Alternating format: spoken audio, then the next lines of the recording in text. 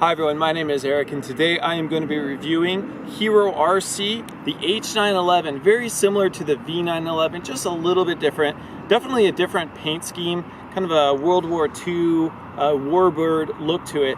I'll be showing you how this thing flies inside, outside, and I'll be showing you some controls, how I use the controls on how to fly this thing. If you guys like the video, please thumbs up and make sure to subscribe to keep up to date with my future reviews.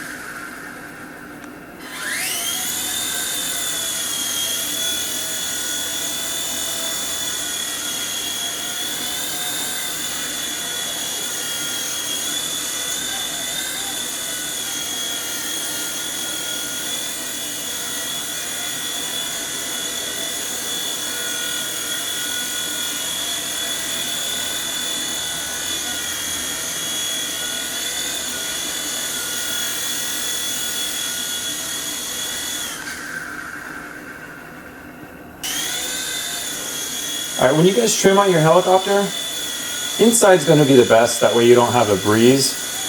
You want to trim it when it's facing directly away from you. That way the control inputs you put in, for example, right, left, back, and forward, are going to be true to what the inputs you put in on your control. So let's say if mine's drifting a little bit to the right, go ahead and put in the opposite trim. And now it's hovering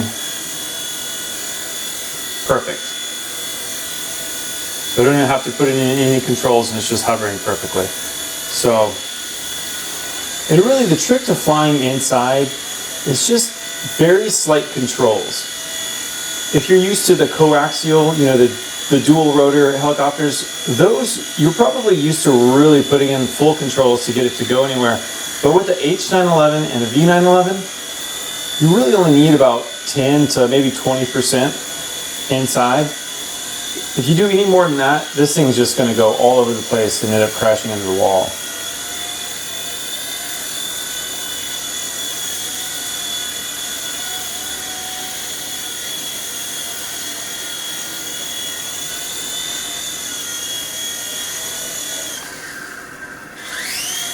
Now just keep in mind, when you guys fly near objects like the couch or the wall, your blades put off a lot of wind, and that wind is going to end up backwashing back at your helicopter, and it's going to create a lot of turbulence. So when you're flying, especially when you're trimming, you want to make sure you're flying it in the center of the room, away from anything that could be causing the wind to bounce back off of.